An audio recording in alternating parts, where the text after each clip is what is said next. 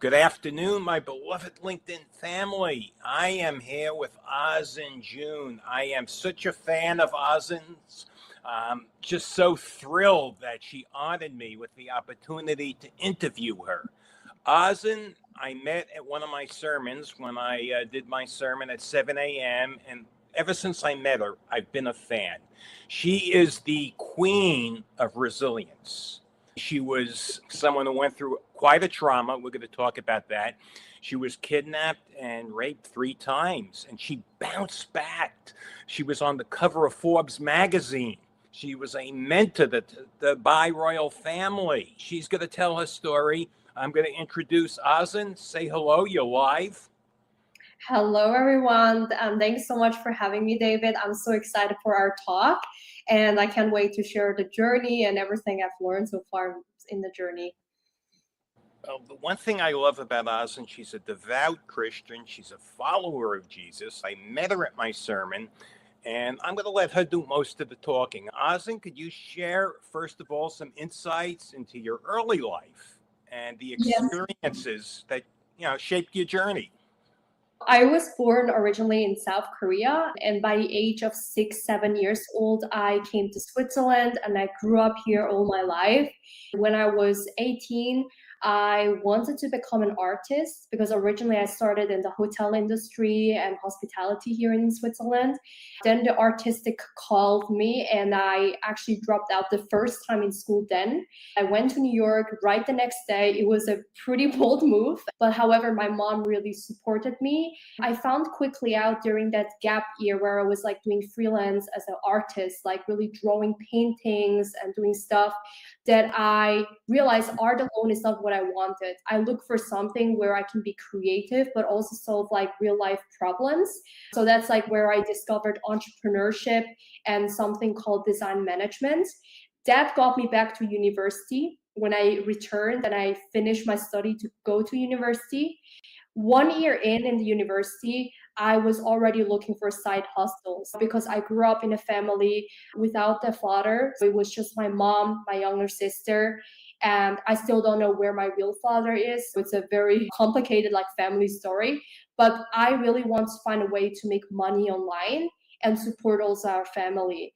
That's where my first side hustles start to take off in digital marketing, personal branding. I've done a bunch of things in online space until 2021, where I had this calling to transform lives because I felt I was chasing more than money. I want to transform people. That's where empowerment and coaching came in. I invested into a mentor. I went all in. In my first 8 months, I made my first 6-figure cash months. From there, I started to scale. And it was first an up and down. I had to work on a lot of foundations to stay sustainable. But now, fast forward today, I've impacted 115,000 people through my coaching and keynotes. As you mentioned, Forbes mentioned, I've done a lot of live radio interviews and keynotes. And yeah, that's pretty much in summary of how I grew up. Then obviously we will talk about that, certain things that impacted me, obviously like traumas. But yeah, looking back, it's everything was meant to happen. Well, you went through quite a trauma, and I read about that. Do you want to tell my audience what happened and how you found the strength to overcome that trauma? Yes, in 2019, 18, I was in a toxic, abusive relationship. I realized within the first 3 months that it was very controlling, abusive. I had no freedom, and it started already with like huge stalking. When I say stalking, it was 24/7 stalking. So it was really like 100 text messages a day. I would have like 200 calls, 50 social media accounts, people that were following me to school, library. The cause of that was me breaking up with my ex that was so abusive to me. But it wasn't as simple because many times people wonder, why didn't you just break up and ignore him? It was a little bit harder because despite blocking him in everywhere, like he would follow me everywhere, bombard me, pay people to follow me. And then I was kidnapped 3 times in a row here in Switzerland. Third time, it totally escalated because the first 2 times I luckily came back home safely by being able to kind of act along. And then I was so much in shock, I didn't really immediately talk about it. And I didn't want to go to the police and involve many people inside. I thought I can handle it. But the third time when I was kidnapped, he put me into the car. I had no time to defend. I was like literally running away on the highways, trying to flee from him. And that's where he didn't just kidnap me, but he took me to a different place. Then he raped me in a hotel room where I couldn't go out and I was like locked up. And long story short, I luckily, by a blessing of Jesus, I got found by a local policeman at 3 a.m. in the morning. I got safe back home. But obviously, the trauma impacted me so much with a lot of trust issues, fear, PTSD. I didn't even know how much it impacted me until I was in a new relationship. So that was what happened in 2018. To me, this is like, wow, you are such a resilient person, the way you bounced back. You're talking about this and you're smiling. It's like, to me, wow, I don't know if I could have handled this as well as you have. How did you bounce back? You don't seem like you went through all this. You seem so normal. Well, I think it was definitely a process because in that moment it was so tough, very hard. And I think I really want to talk about the moment after I got home from the rape and kidnap, how worried my mom was. Like my whole family was involved. It was a court case that I went through for 3 years and it was a huge mess. This guy didn't stop until the police gave a warning. Otherwise, he would get expelled from Switzerland. But I think the thing that really kept me going was when I was like crying my eyeballs out every night in the bed, it was turning and flipping the selfie stick, not just towards me, but towards other people. And when you go through immense pain, I think there is so much blessing and in the suffering, and that I knew I had to get up for other people, also for my family and for everyone else, because I'm very ambitious, very impact driven, and I really believe that God gave us each a calling. I felt that in those dark times, although I wasn't really walking the way I am today with Jesus, I felt this whisper. I think it's the Holy Spirit that keep telling me, get up, move on. You cannot let the past define you. That's what I did. When I came home, I just studied the shit out of me because I missed out so many exams. Then I graduated as one of the second best students. It was so amazing how I could catch up. Then after the graduation, my tears kept coming out. I think it was for me really a moment where also after that, entrepreneurship was the thing that kept me going because I knew that this was for me a better chance to rise even further. Thanks to this experience, I'm publishing this year even my own book called Marry Yourself, which speaks about the whole journey. I think it's really walking to Jesus and then really anchoring into the purpose that really helped me. The way I see it, the authorities, they failed you. I mean, you were stalked, you were harassed. How did their inaction really fuel your determination to succeed? And do you have any animosity towards the authorities? Because really, this shouldn't have happened if they were doing their job. At least that's the way I see it. Yeah, no, for sure. Here, I really realized in Switzerland, it has usually a reputation that things are here very safe. I would say living here my whole life, Switzerland is pretty safe. It has really great education, health system, law system as well. But when it comes to stalking, there is no law that currently exists. And literally, no. The only law that was listed is that it interferes with privacy issues, and that's not strong enough. The same thing for obviously rape. Rape is strongly in the law, obviously prohibited. But because there was no direct evidence of a video of me getting raped and things, it was hard to I mean, prove. come on. It's hard and it was so tough, and I told them already I had all the screenshots, the evidence of the chats and stuff. Like there were so many things, a lot of people that were involved that could literally say and testify that I went through this, and some things got approved and other things is something that just 2 weeks ago I met the Swiss president here in Switzerland, Yes, and I could expressed to him directly about this issue. And right now we're working towards to adapt the stalking law and introduce it into the Swiss system. So something is already changing, and I'm now proactively in the part of the process wanting to change and adapt the laws for future victims to not go through the same thing. Do you have any animosity towards the authorities because they didn't even help you? Well, I'm not sure what you mean by I mean, what do the you like? animosity. Do you feel, let's say, anger or hatred towards the government for their inaction? For sure, in the process, I'm not gonna lie, it was sometimes very emotional because again, I went through 3 years, the whole thing, and there were moments, even on my birthday, I had to like sit for 10 hours at the court crying and just telling my story 10 million times. And nothing happens. I really couldn't understand. I was kind of angry at the government. I was angry at the police. I was angry at my ex. I was angry at so many things. I was upset. And I think the word frustration would describe that really well. But again, I kind of had to, at some point, what really helped me is to see that more as a neutral project. I kind of zoomed out and I just accepted it. I accepted it happened. I accepted something has to be done with it. What happens now? Just like moving on fast, accepting how I felt. That's something what I felt. I also think looking at it like contextually, I think it's like police, they're just doing also their job. So it's a deeper problem than that. And then when we go to the law, the judge is also just doing their job and when a law doesn't exist. So it's very interconnected. So I cannot really be mad at the authorities. It's more like the holistic gaps. And I try to view that from a different angle, how I can solve the problems for the future victims.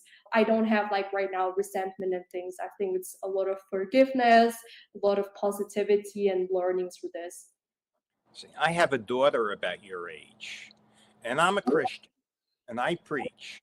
But if something like this happened to my daughter, and I got to be honest here, I don't know if I would be able to control myself. Really, I would do something very unchristian because it's reprehensible. And I gather from what you're saying, nothing happened to him. Mm, I yeah. mean, he Well, got. it definitely triggered a lot of people. After I told my story to some of my other friends, there were some friends that literally told me, I want to kill this man. Where is he? Do we have gun? Do you have access to that? Like a lot of the reaction like this. And also back time when I got raped and kidnapped at the third time, I had the last time I had like contact was a friend that was on top of my WhatsApp list. He was like, actually a coworker. I sent the location to him and I told him I got kidnapped. And that was the last access until because my ex destroyed my phone and then I have no contact with anyone.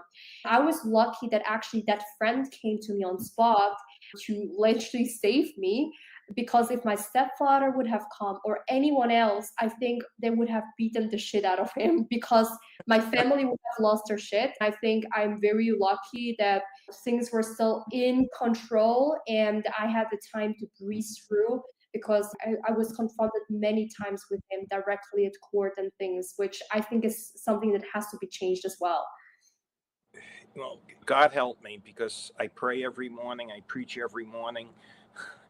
I'm an ordained minister, but you are like my daughter. I see my daughter in you. My daughter's your age, and I'm just going to say I wouldn't be able to control myself. I don't know how your family did it. I'm sure you struggled after this happened with reclaiming your power. What did you do every day to keep you grounded in strength? I think the first thing that really helped me is like today I would say it would be prayers, but back then I wasn't as walking with Jesus. I feel the way I do it today. So I grew up in a Christian household, but I think what kept me back then going was more my love towards my family, the love I had towards other people. Again, it kind of ties in back to the purpose, and I've always been very social and impact driven since I was like 14. Every day I would like journal a lot and write out my thoughts. I've always been into personal development. So I think it's through entrepreneurship, it forced me to become a better leader. I think walking in power over just pain and speaking a life over and victory over everything I did, that really helped me.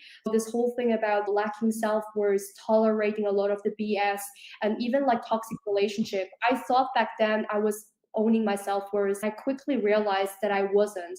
The moment I started to view myself differently, talk to me more powerful things and really feeling it, and stop tolerating and just raising the standards, that helped me to make more money than ever. It helped me to have better health. It helped me to show up in power and attract and meet people in their power, because I wasn't just talking about the pain and misery. I think there's a difference between addressing them versus really speaking into the power because of what you went through. I think that talk with myself and this relationship, which I call marrying yourself, marrying Jesus, having a deeper relationship with yourself, that really helped me during those times. Like, keep dating yourself, take yourself out. And for me, having also financial debt, six-figure debt that I was sitting on, I was terrible with money. So for me, it started with money dates, setting up every Monday money dates and checking in, and the 5 love languages, applying that not just to the partner, but to myself, like acts of services. How do I treat myself? How do I talk myself? That's the starting point of a lot of the empowerment that helped me. Let's switch gears to something positive. What inspired you to venture into business mentorship and the social media scene? I think the first thing that really called me is because it was just so simple to get in, because social media is something I think our generation grew up with, and it gives us a chance that some, even like my parents, didn't have. So already at an early age, I had Instagram, Facebook, but I wasn't really serious about making money or doing business. It was in 2021 officially where I really took it seriously, as I mentioned, when I hired a mentor. And there, my mentor explained to me the power of social media. You don't have to pay a lot. It's like zero upfront cost. You, your voice, a camera, your phone, and you can print millions if you just show up. So I started to share my story every single day. I shared my offer. I talked and sell every single day. There was no day I was not selling. I changed my mind to not just selling, but it's really about the service, helping people. It's really my duty. And that changed my life when I had my first 5,000 clients, and then a client at 10,000. And I started to learn high ticket sales. I saw is really money is a reflection of the impact I'm making in people's lives. And when I started to see that, and I went on podcasts, I got invited on stage. I got invited to Hyundai from the CEO there. All the things, even with Dubai, meeting the royal family, all of that was possible because of a compound effect of social media. That's where I took everything even more seriously. I came to the point where I really fall in love with that, because I get to connect with people like you, with other people, and it would have never been possible without social media. I think we had the same mentor. We have the same person who mentored us about social media. That's Shanae Marie that you work with. Yes, I had multiple mentors in my journey. So in the very beginning, it was somebody else in coaching. And then depending on the area specialized, I had different mentors. But when it comes to LinkedIn, Shanae is like the go-to person. So I've learned through Yeah. Shanae LinkedIn marketing, organic marketing, and that helped me a lot to build even my skill set up.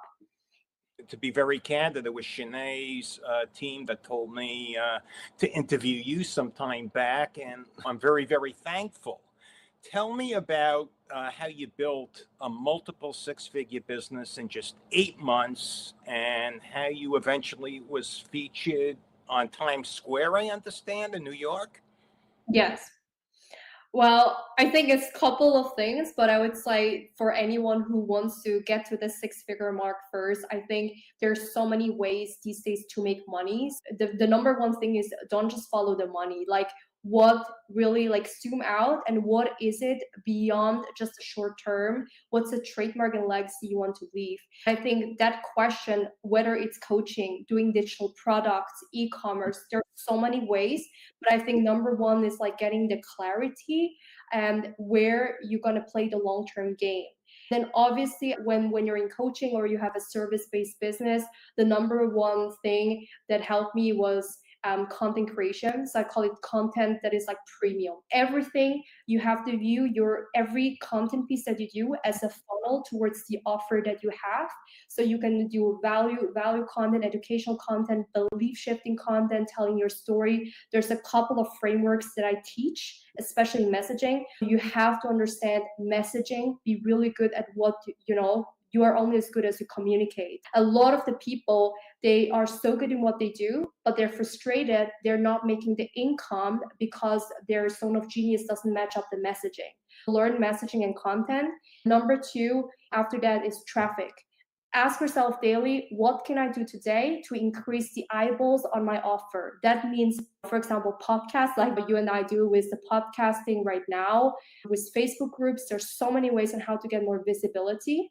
Number three would be Messenger. Many people focus on content creation. They have all this collaboration and visibility, but they still don't convert. That's because they're not having enough conversations. Taking the time to make genuine connections, having conversations in the DMs, whether you make the sales in the DMs or you go into a sales call. And the fourth step would be make the sale. So you get on a call, you're showing up as a leader, as a consultant, you're here to genuinely help people. You're turned down if it's not a right match. And if it's a right match, you take the money, you make people commit, and you move on and solve the problem. If not, you can also do a DM sales. I would say focus on those four activities: content, traffic, sales, and messenger. And that's how you scale to 6 figures. From there will be more things that you will learn. But the core element in that I've really learned in a hard way is show up in power. At the end of the day, you can have the best systems, strategies, mentor, but everything will be a scam if you don't take action. And you have to show up as yourself, as your authentic self. That means let out your voice to be raw, the way it is. Talk to the audience the way you would talk at home with your husband, wife, very raw and free, and showing your power up, and you will attract people in their power. You were featured on the cover of Forbes magazine. They called you the Empress of Mentorship and the voice of Gen Z. What does that mean to you to accomplish something so great? The cover of Forbes. Thank you. Well, for me, it was a huge milestone because all of these things is something that I just shortly dreamed about just like 4 years ago. When I was in my bedroom, I was a nobody. I was just like really starting it. I didn't have any connections. I think when I really look back, it's beyond just like the media features, the story that is just behind all of that, because it's like, as I mentioned, the rape, the trauma, the staying power when things were really hard, and being featured there feels really like an honor. And I get to meet more and more people that are also doing amazing other things in their world. To co-create with other leaders has been more amazing than ever to make further impact. Now, could you elaborate on your role as the mentor to the Dubai royal family and also the impact that's had on you? In 2023, I got invited to Dubai. It was at the Global Women Leadership Awards. And they had a whole women empowerment event and award show they do every year. And I got nominated as the best business mentor there. I just submitted the things, what they wanted, the impact I've done through the coaching, obviously through the 4 years, impacting people online and offline through keynotes. I've also acted as a UN Peace Ambassador and as a country director of Global Peace Chain, impacting 15,000 people in Nigeria and other third world countries through the project that I was doing against domestic violence that ties in very close to my story about rape and kidnap, to teach women and girls out there to set boundaries and how to heal from such experiences. So it's very close to the peace work I do and also the business work I do, both. When I was there and on stage, I could share my story. The royal family from Dubai was there and I received my award with them together on stage. It was a huge moment. It was super fun as well. It was also special to receive such things actually in Dubai because I felt Dubai was still an evolving country when it comes to women empowerment. I had this talk with my boyfriend and we both said, wow, that's pretty controversial. How can you have a woman empowerment event in Dubai? But I'm very happy that things are progressing. And for sure, every culture still has its rules. Like, for example, guys don't shake hands with the women there on spot. But I felt very supported. And just the moment in a different culture was, for me, an amazing experience to have. Okay. What other ways are you using your platform to support and advocate for survivors of abuse and systematic failures? Because it's not just abuse, the system, it failed you, it fails a lot of people. Yes. Well, I think through social media, the first thing that I always do is to create content. So I think it's like showing up in posts, in the stories, telling the stories again. And then also, like, I always ask before I post something, like, what's really the intention of this post? What's like the key takeaway? What's the energy of this post? Because a lot of the time people try to be consistent, to just be consistent, but I really want to post everything that I do also with a very strong power behind that. So sometimes less is more because of the quality. I would say I do it through podcasting, through the coaching. I do it through UN Peace Ambassador. It's a lot of also volunteer work as well. Then the other thing that I do is through collaborations, whether it's like lives, doing events, in-person events as well. I just try to leverage every platform in ways. For me, what comes very easy is speaking and writing. So I use both of these expressions to even reach presidents, to get even into politics, because at the end of the day, you only have so much power. Depending on how well you communicate, how well you build the relationships, how well you also market yourself. I've learned that to constantly sell yourself, sell the idea, negotiate, even the law changes as well, and do the work, research the things in advance before meeting the people. What are your future goals? The future goal is something that I already live by every day. I'm very happy with what I do today with coaching and speaking. I think where I see the bigger vision going is I want to build healing resorts and leadership academies. I have like already signature program around leadership and messaging that I teach people that amplifies your money, health, and relationships. Where I really see that going is I want to be able to connect my entrepreneurship through this whole healing work that I do through Jesus. The legacy really lies in how can I empower today even one person to walk to Jesus, give their life to Jesus, because that's just everything.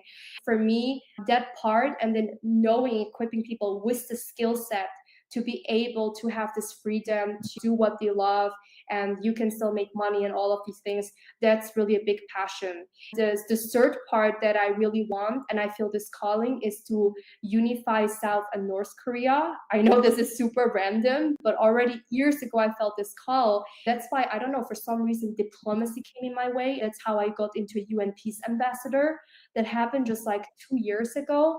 Now I feel all the people that I meet, or even president like Trump or the Swiss president, I knew I'm going to meet them very soon. A lot of the things that I've imagined, it is happening.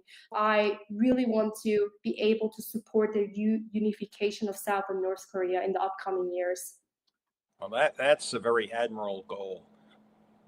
A lot of people go through adversity. What advice would you offer them if someone is seeking to transform their life after going through something like you went through? I think the number one goal is run to the cross, run to Jesus, repent, and really surrendering fully to that is the number one advice I can give. I think that because when you do that, your purpose is already given, because many times people look for the purpose and they're very confused. What should I do? I had this rock bottom moment. I feel very chaotic. I think in my journey, I've really learned the moment I gave my life to Jesus, I awakened even deeper to the purpose that was already given. I really believe everyone has already a calling.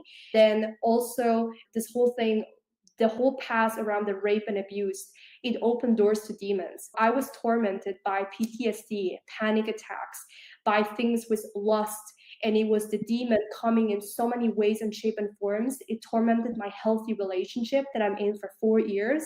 I think we talk a lot about the event itself that was terrible, but I personally find the event after that is even more terrible, because the healing process is so messy. It comes up in so many different ways. we are our own triggers, but then it happens. You're in a good situation, people say one word, one thing, and you trigger yourself. I really think the ultimate way to heal is only through Jesus, is through the words, reading the Bible, praying, just starting, getting to a community where people pray, even that's very new for you.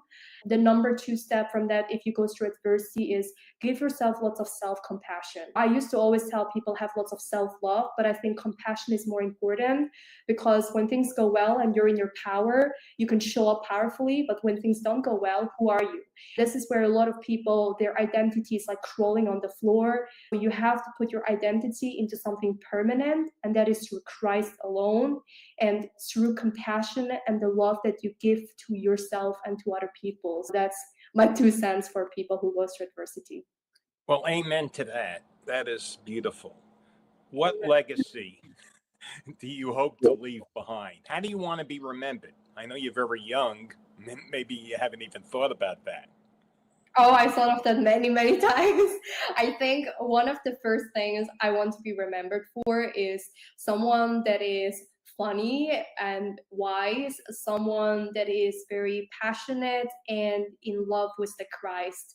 I think that for me is very important. Also, I think someone that does the right things, because it's this world, you cannot please everyone. I always thought like, oh, I'm this kind person, I love everyone, I'm gonna serve and please, but that's not the case, especially if you're a Jesus follower. I've learned, don't be sugar, you have to be salt. For some people you'll be too salty, but when you make true impact, you will have people that will definitely misunderstand you, mistreat you, hate you, or have many reasons to pull you down. I think to rise above that and just being remembered as someone that is resilient, that can overcome anything, that's something that I want.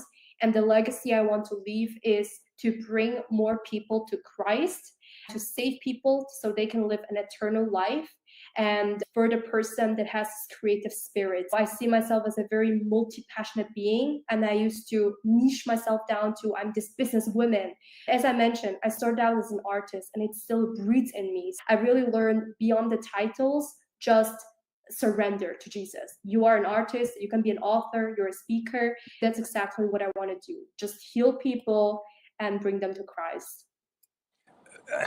You are so beautiful. Last question. A lot of people don't think you could be wealthy, successful, and follow Christ and follow God. What do you have to say to that?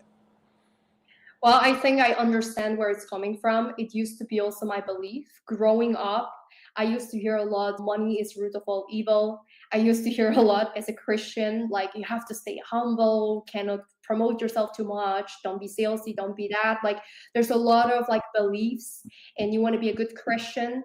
But I think we should not confuse that, because Jesus wants you to be abundant. Like a lot of the biblical figures were really wealthy. I think it's the question around with what type of intention and source do you make the money. You can make money through the devil, through Satan. When you worship money, when you worship the power, when you worship followers, fame, and the things. But if you go within with purity and you go with the motives and surrendering of what Jesus wants you to do in his will and not just through your will, I want to do, it's like what Jesus wants me to do. I think that part, you can make lots of money through the impact through Jesus. That's again all what I'm saying. The way I'm known as the wealth queen is because I always speak about you can have it all. You can have a healthy relationship. You don't have to sacrifice your marriage and relationship for money. We have different seasons, obviously, as an entrepreneur that we go through, some more intense than others. But overall, you can have Christ as the center, number one, have great health, and then also have great relationship. And ironically, when you have better health and relationship, you also make more money. You kind of need to work simultaneously on that. In the past, I used to separate them all. Like, oh, I have to work on this business. Then I used to neglect my health. Then you pay later when you neglect your health. And the same thing for relationship. You don't want to be rich and lonely. I think it's so important to set goals in your spirit. What are your spiritual goals? Even if it's like 10 minutes prayer. What is your physical goal? Even if it's like 20 minutes movement every day, start small. And then what's the relationship goal? Present time with your loved ones. Like, what do you love? what are your business goals, and work simultaneously on those things that makes you happy. Ozzin, I want to thank you for being here. Is there anything else you'd like to add or anything you want to say to my LinkedIn audience? First of all, thank you so much for having me and for sharing this journey. I think the last message I want to leave with everyone is, if you're hearing this, I want to tell you, no matter where you are, that everything, this shall too pass. Whether it's the good moments, it's the bad. It's something that I sometimes also need to hear myself when you're in a situation where you don't like. And oftentimes we suffer because we don't accept our current reality. I think putting sometimes this ego aside and saying, okay, I accept my radical reality right now. And when it's good, like, enjoy it fully your life. When it's bad, this shall to pass, it will be fine. Always lead by courage over confidence. A lot of the things that I've built today was not because I was confident in, it was just because I had courage. I had no clue what I was doing sometimes. I don't even know how I made money sometimes, but like, you hire the people, go to the people who have the results that you want. I think having mentors cuts your learning curve. The first thing is really have courage, and choose courage over and over and over again for every level that you grow, and you will see new results in your life. Well, Ozzin, thank you so much for agreeing to this interview. I am so honored. My audience must love you. I had record number of people accept the invitation. We are live right now. I'm going to propagate it again. It's probably going to be propagated all day on LinkedIn, and then I'll just edit this a bit. You were practically perfect. I don't think there's anything you said that I really have to seriously edit, but I just might do a few snippets here and then repost it. Thank you, everyone. This is the Wealth Queen. If you need a mentor, she's your girl. Thank you. And we will talk again. I appreciate it. Everyone on LinkedIn, thank you for tuning in. Have a blessed day. Thank you.